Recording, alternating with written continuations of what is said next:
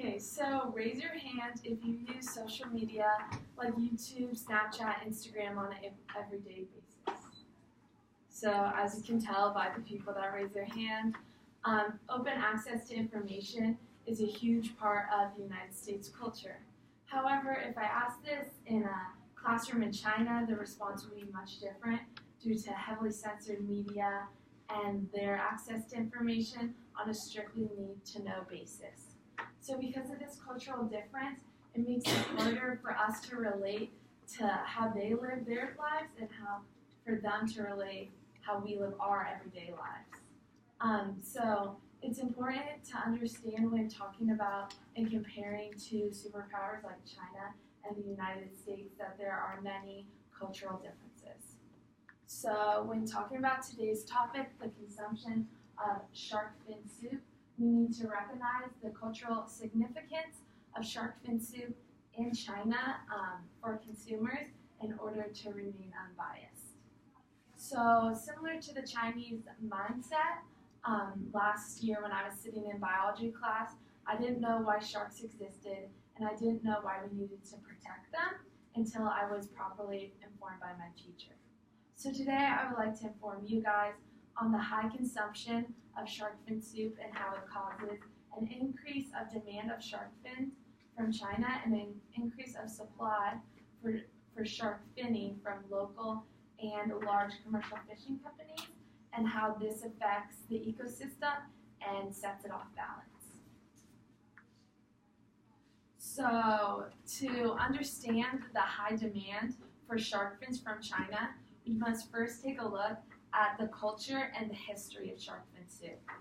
So as you can see, that picture on the left is shark fin soup, and it is made out of a broth which contributes to the flavor, and then the fin part is a fibrosis that surrounds the fin, and what the chef does is boils the fin and then takes off that fibrosis spine and boils it again and then adds it to the broth.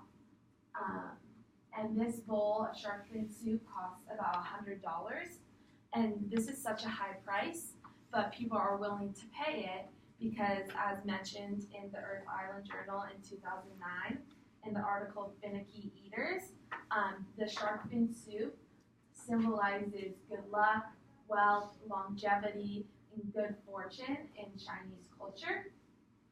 And that's why it's served as, if you can see in the right picture, at weddings and prestigious events like business dinners or even ancient Chinese festivals.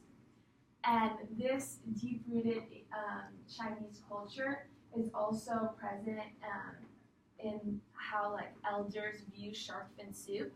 For example, Gina Lam, a 76-year-old Chinese woman, was cited in the article Sharks Off the Menu in 2013, and she gave credit for shark fin soup for her health and her strength and her long life, which is a common belief in Chinese culture. And so this delicacy being intertwined with this cultural tradition makes it no surprise that in the article An Ocean Apart in 2015 by E. Vance, that consumers and chefs really don't care about sharks, about how they were caught, about the species in general, and really just care about the cultural significance to China and, of course, how much money that they're making, because it's so expensive to buy shark fin soup.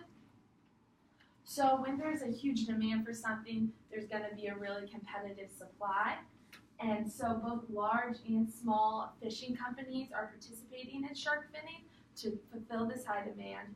And what shark finning is capturing a shark, slicing off the fins, and throwing the shark back in the water.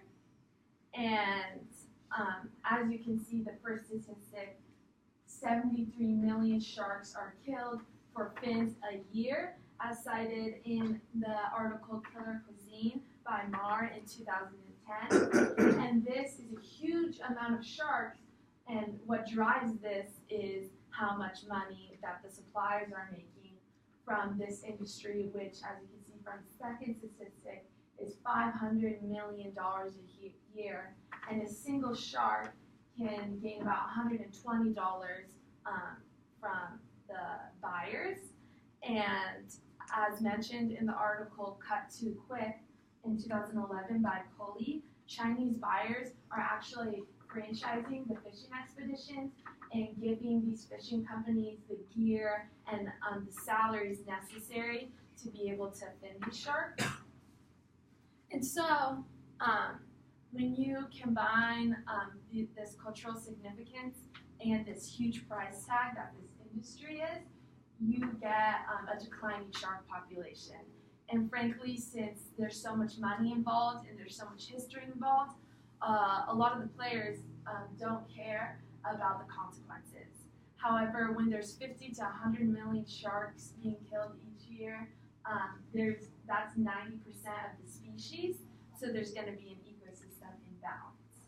And as exclaimed in the article Most Important Fish in the Sea by Dupree in 2008, the shark is at the top of the food chain in the ocean. And when a predator is at the top of the food chain and they start declining, in this case, all the other species are going to be affected by that decline in one way or another. So, as Beluga in the article The Great Predator in 2008 states that if we keep overfishing sharks and the population continues to decline, then there's going to be an uncontrolled and unnatural expansion in the other species. And so as you can see by that picture on the right, that is an overexpansion in rays because there are not enough sharks to eat the fish, which eat the rays. So there's going to be way too many rays, and the rays eat the clams, and that affects the clam industry. And this can be said for all the other industries, like fishing industries in the ocean.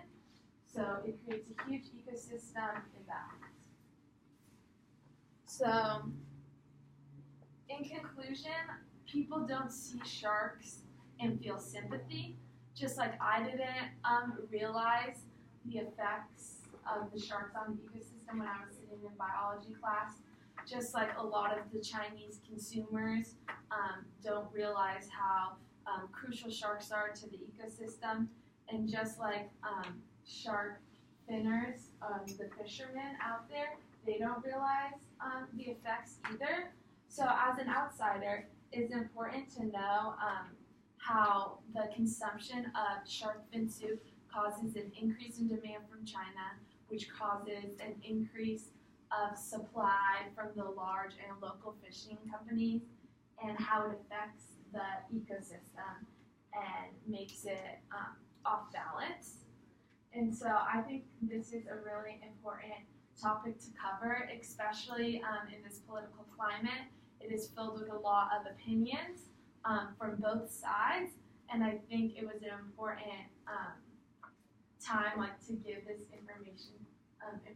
informative speech so you could really get the factual evidence and a clarity on this topic.